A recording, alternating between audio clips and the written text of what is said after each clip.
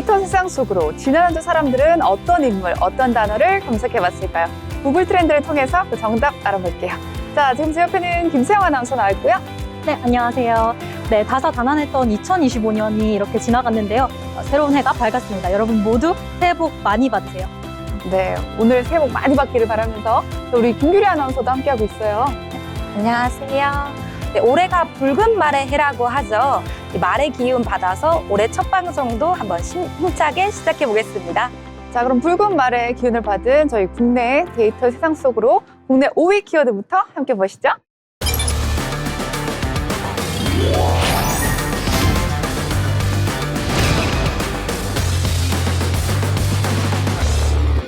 네, 이혜훈입니다. 평생 보수 진영에 몸담아왔던 인물이 이재명 정부 기획예산처 장관 후보자로 지명이 되면서 정책의 안팎이 술렁이고 있습니다.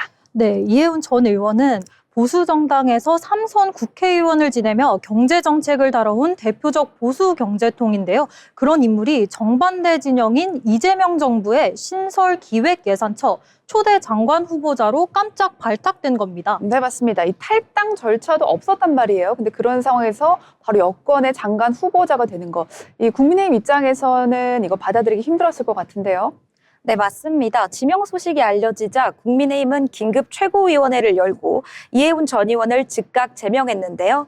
이번 행보를 사상 최악의 해당 행위로 규정하며 이 전 의원의 당협위원장 직책과 당원 자격을 모두 박탈했습니다. 네, 게다가 여기에 과거 행보까지 지금 소환이 되고 있는 상태입니다. 이번 사건이 단순히 인선 논란을 넘어서 배신이냐, 통합이냐를 두고 말이 많은 상황이에요. 네, 맞습니다. 이혜훈 전 의원이 과거 윤석열 전 대통령의 탄핵 반대 그리고 석방을 주장하는 집회에 여러 차례 참석했던 강경 보수 인사라는 점에서 국민의힘 내부 반발은 더 거세졌습니다. 당 안팎에서는 정치적 배신이다 이런 거센 표현까지 나오고 있다고 합니다. 네, 이에 대해 대통령실은 이 전 의원이 탄핵 반대 활동도 충분히 검증됐다며 경제와 민생을 위해서는 과거 이념을 떠난 실용, 통합 인사가 필요하다는 입장을 내놨습니다. 네, 이혜원 전 의원 역시 경제와 민생 문제 해결은 정파를 떠나 협력해야 할 일이라며 수락 배경을 설명했는데요. 성장과 복지를 동시에 달성하고 또 지속 성장을 이루겠다는 국정 목표가 자신의 소신과 같다고 강조했습니다. 네, 그렇습니다. 야권에서는요, 지금 보수의 변절이자 배신이다 이렇게 말하고 있고요. 여권에서는 실용과 통합의 인사라고 이야기를 하고 있습니다. 이현 후보자를 둘러싼 논란은 앞으로 열릴 국회 인사청문회를 거치면서 더욱더 뜨거워질 전망입니다. 계속해서 4위 키워드 보시죠.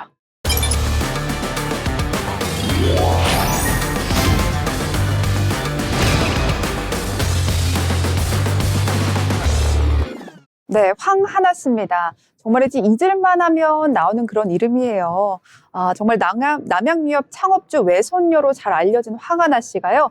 자진 귀국하면서 또다시 마약 혐의와 해외 도피 논란에 의혹에 휩싸였습니다. 네, 황하나 씨는 2023년 서울 강남에서 지인들에게 필로폰을 투약한 혐의로 수사선에 올랐습니다. 그러다 수사가 본격화되자 같은 해 태국과 캄보디아로 건너가 2년 가까이 해외 도피 생활을 이어갔는데요. 경찰은 황하나 씨의 여권을 무효화했지만 황 씨는 캄보디아에 숨어 지내며 좀처럼 국내로 돌아오지 않았습니다. 네, 황 씨가 캄보디아에 있으면서 각종 소문이 돌았단 말이에요. 캄보디아의 고급 아파트에서 생활하고 있다. 또 현지에서 아이를 출산했다라는 이야기까지 있었는데 한간에는 남편이 05년생, 즉 황하나 씨보다 10살 이상 어린 남자다 뭐 이런 이야기도 떠들어지고 있습니다.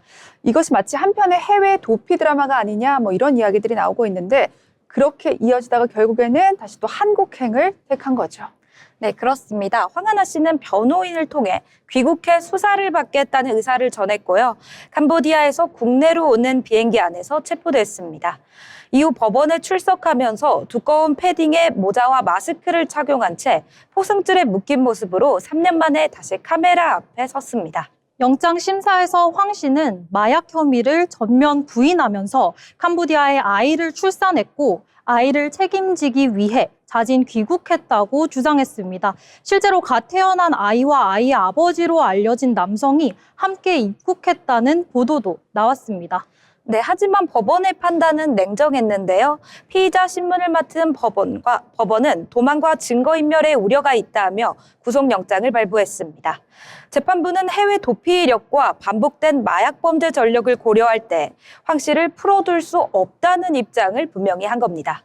네, 어떻게 보면 국내에서 마약의 아이콘으로 불려지고 있는 황 씨. 이제는 마약류를 어떻게 구했고 또 누구와 함께 투약했고 또 해외 체류 중 추가 범행이 있었는지까지도 상세히 알아볼 전망입니다. 계속해서 다음 키워드 살펴보시죠.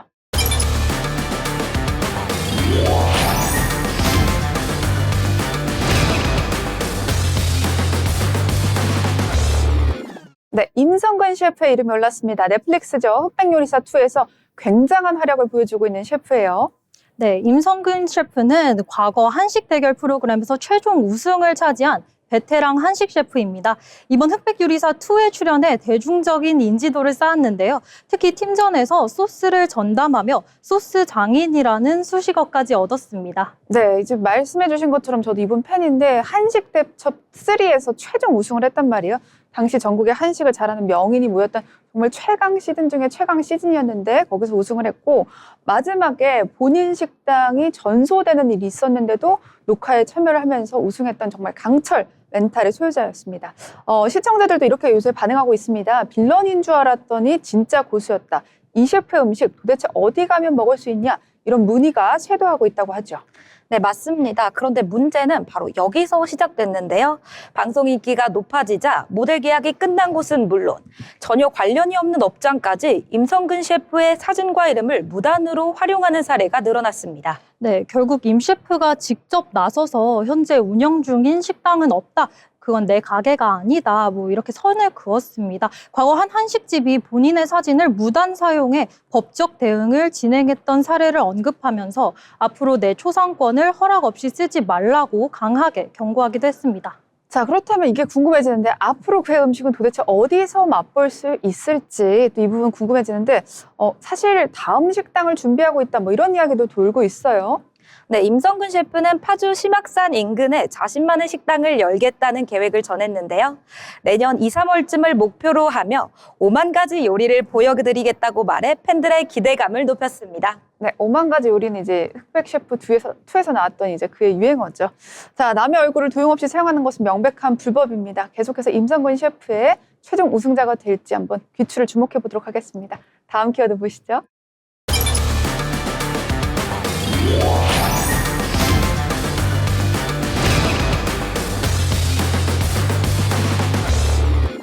네, 조금 생소한 이름일 수 있겠지만 지난 한 주 2만 건이 넘는 검색량에 오른 분 김영대입니다.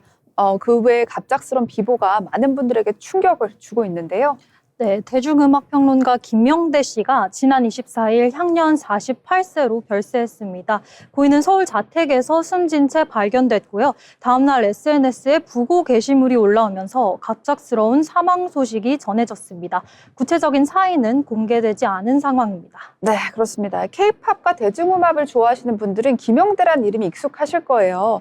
고인은 생전 BTS 등 많은 아이돌의 파급력을 초기에 짚어내는 칼날 같은 평론으로 유명했는데요. K-팝 샬록이라는 별칭이 있기도 했습니다.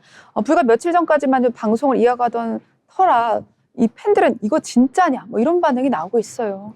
네, 맞습니다. 고인은 CBS 라디오 김현정의 뉴스쇼 크리스마스 특집 녹화 방송에도 출연했을 만큼 최근까지도 활발히 활동해 왔는데요. 제작진은 해당 방송은 사전 녹화분이었고 송출을 마친 뒤에야 별세 소식을 접했다고 전했습니다. 네, 지인인 안현모 씨에 따르면 고인은 매년 지켜오던 크리스마스 전통대로 가장 좋아하던 영화 패밀리맨을 딸과 함께 보고 잠들 듯 눈을 감았다고 합니다. 이 사연이 알려진 뒤 온라인에서는 마지막까지 가족과 함께한 진짜 패밀리맨, 너무 젊은 나이에 떠나 더 안타깝다 등 애도의 메시지가 이어지고 있는데요. 생전 고인이 남긴 기록과 메시지가 다시 회자되고 있습니다. 생전 고인은 음악에 대한 남다른 열정으로 교수의 길 대신 평론가를 선택했는데요. 한 강연에서 그는 모든 헛걸음은 의미 없는 것이 아니라 결국 자산이 된다.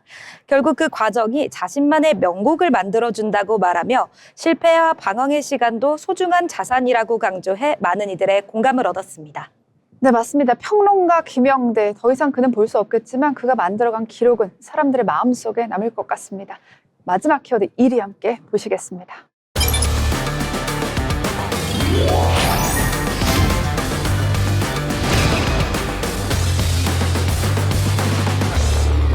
네, 넷플릭스 1위 작품이 올랐습니다. 넷플릭스 캐셔로 지난주 5만 건의 검색량을 기록했습니다. 네, 캐셔로는 웹툰을 원작으로 한 넷플릭스의 신작 드라마입니다. 26일 전편이 공개됐는데요. 공개 뒤 국내 넷플릭스 시리즈 1위를 기록하고 글로벌 탑 10에 진입하며 초반 흥행 분위기를 타고 있습니다. 평범한 공무원이 손에 쥔 현금만큼 힘이 세지는 히어로가 된다는 설정인데요. 힘을 쓸수록 돈이 줄어드는 조건부 초능력 때문에 늘 딜레마에 빠져 있는 인물을 그려낸 작품입니다. 네, 세계관 설정도 재미를 더했는데요. 현금이 많을수록 강해지는 상황 외에도 술을 마셔야 능력이 발동되는 인물, 칼로리가 떨어지면 힘을 못 쓰는 캐릭터 등 생활 밀착형 초능력자들이 등장해 독특한 재미를 더했습니다. 네, 이제 뭐 우리나라 작품은 한번 오픈하다 하면은 글로벌 탑 10 정도는 기본으로 가는 것 같습니다. 이렇게 캐셔로가 큰 흥행을 이루고 있는 이유도 화려한 캐스팅, 어떤 배우들의 이름 때문이 아닌가라는 생각이 드는데요. 네, 맞습니다. 주인공 상웅 역은 배우 이준호 씨가 맡았고 먹은 칼로리만큼 염력이 강해지는 은미 역은 김향기 씨가 캐스팅됐는데요. 여기에 김혜성, 김병철 등 베테랑 배우들이 합류하면서 캐셔로만의 히어로 세계관이 한층 풍성해졌습니다. 네, 배우들의 연기와 활약이 이제 몰입감을 증폭시킨다, 뭐 이런 이야기들이 상당히 많습니다. 넷플릭스 신작 캐셔로가 K-팝 데몬 헌터스처럼 전 세계적인 글로벌 흥행을 쭉 이어가기를 한번 바라보도록 하겠습니다. 지금까지 국내 트렌드였습니다.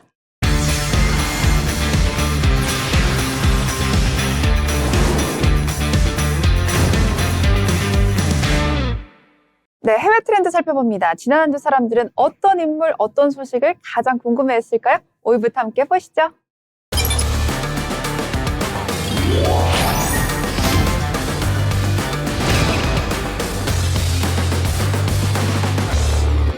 네, 애덤 더 우입니다. 또 안타까운 별세 소식이 전해졌는데요. 유명한 유튜버인 애덤 더 우가 사망했다는 소식입니다.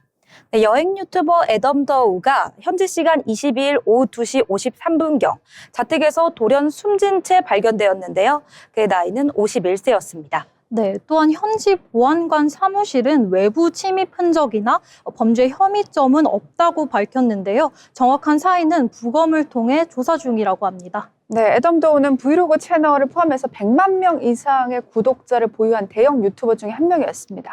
네, 맞습니다. 미국 50개 주 전역을 여행하며 테마파크나 숨겨진 명소 곳곳을 소개하는 영상을 올렸는데요. 약 5년간 하루도 거르지 않고 매일 블로그를 올린 성실함으로 많은 사람들에게 사랑을 받았습니다. 네, 또한 그는 디즈니랜드, 디즈니 월드를 여러 차례 방문하고 탐구하며 디즈니 전문가로 불리기도 했습니다. 네, 그렇군요. 워낙 하루에 매일매일 브이로그를 올리는 성실함으로 유명했기 때문에 사람들이 더 충격을 받은 것 같아요. 불과 하루 전까지도 평소와 다름없이 콘텐츠를 올렸단 말이에요. 근데 그 다음날 바로 사망했어요.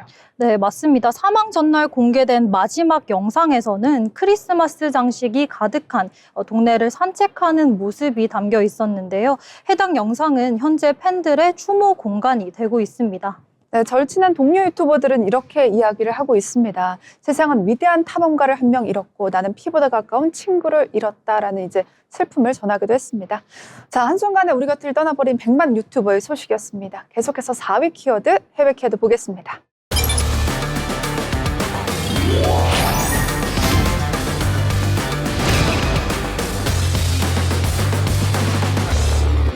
네, 니키 미나즈의 소식입니다. 헐리우드의 사고 뭉치인데요. 우리 힙합 여성 래퍼가 또 독특한 이야기를 해서 논란의 이야기를 했다고 합니다. 뭔가요?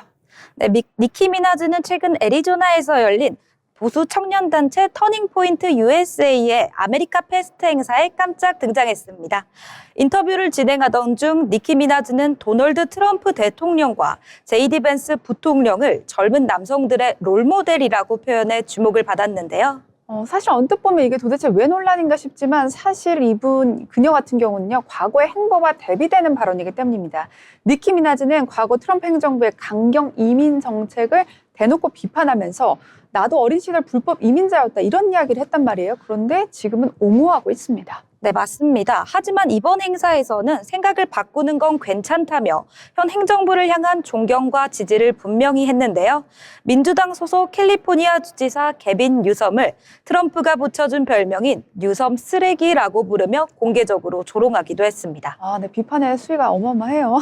그런데 그동안 민주당 지지세가 굉장히 강했던 니키 미나지가 이번 행보 굉장히 이례적인 것 같은데 굉장히 왜 이럴까 싶기도 한데 또 살벌한 말실수가 또 하나 있었다고 들었어요. 네, 맞습니다. 니키 미나즈는 벤스 부통령을 암살자라고 잘못 지칭하는 말실수를 저질렀는데요. 이는 지난 9월 총격 사망으로 사망한 찰리 커크를 떠올리게 해 청중을 순간 얼어붙게 만들기도 했습니다.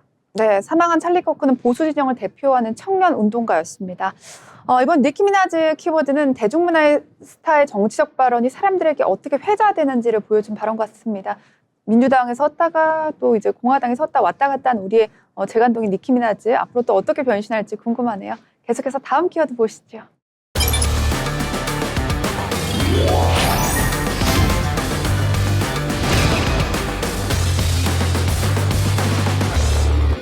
빈스 잠펠라입니다. 또 안타까운 사망 소식이 전해졌는데요. 콜 오브 듀티의 공동 제작자로 알려진 게임계의 거장 중 거장, 리빙 레전드가 교통사고로 사망했다는 소식입니다. 네, 사고는 현지 시간 12월 21일 낮 LA 샌가브리엘 산맥의 엔젤레스 크레스트 하이웨이에서 발생했는데요. 빈스 잠펠라가 운전 중이었던 페라리 차량이 터널을 빠져나온 직후 도로를 벗어나 콘크리트 방호벽을 들이받았습니다. 네, 충돌 직후 차량에 불이 붙었고 빈스 잠펠라는 화재 속에 갇혀 현장에서 사망했습니다. 함께 있던 동승자 한 명은 차량 밖으로 튕겨져 나가 화재 속에서는 벗어났지만 병원 이송 후 결국 사망했다고 전해졌습니다. 그렇군요. 콜 오브 듀티라고 하면 젊은 게임하는 남자분들은 다 아는 너무나 유명한 작품인데 사실 저도 이 사망과 관련된 동영상을 봤는데 깜짝 놀랐어요. 너무나 생생하게 영상에 찍혀 있어서 사실 이거 AI 영상 아니야? 저는 잠깐 그 생각도 했었는데 정말 끔찍했습니다. 이 게임 거장의 사망 소식에 전 세계 팬들이 애도를 하고 있을 것 같습니다. 네, 빈스 잠펠라는 인피니티 워드를 공동 설립해 콜 오브 듀티 시리즈를 만든 핵심 제작자인데요. 5억 장 이상 판매된 세계적 프랜차이즈로 현대 밀리터리 슈팅 게임의 흐름을 결정지은 작품으로 꼽힐 정도입니다. 네, 가상의 전장을 만든 거장 중의 거장이 또 사고로 세상을 떠났다는 소식이 믿기지 않습니다. 정확한 사고 원인은 여러분 조사 중이라고 하니까요. 하루빨리 사고 원인 밝혀지길 바라겠습니다. 계속해서 다음 키워드도 살펴보시죠.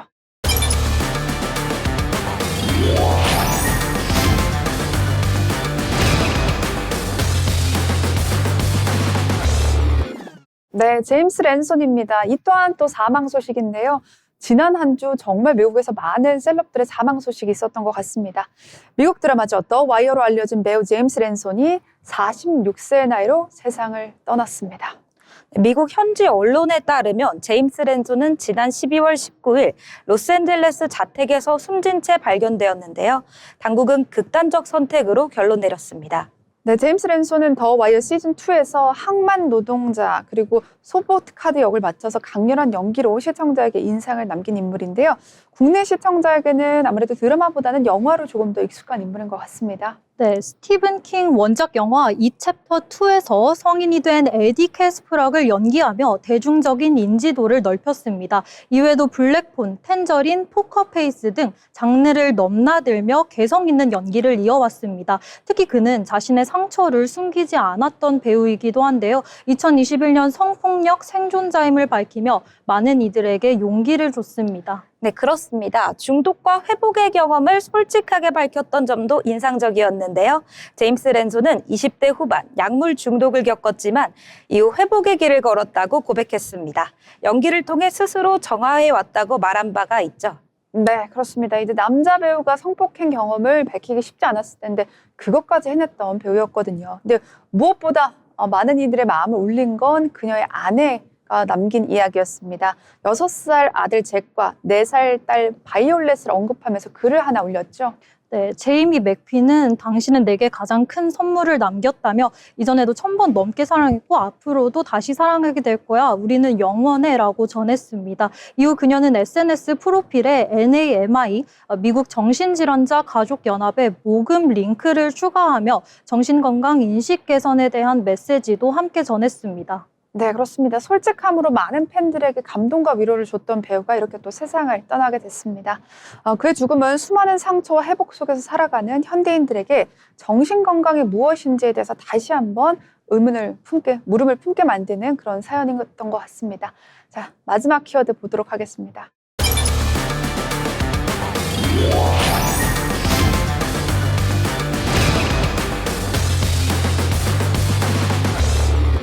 네, 마지막 키워드 보겠습니다. 제가 너무나 좋아했던 드라마죠. 그리고 지금도 저의 최애 중에 최애라고 한다면 기묘한 이야기가 아닐까 싶은데요.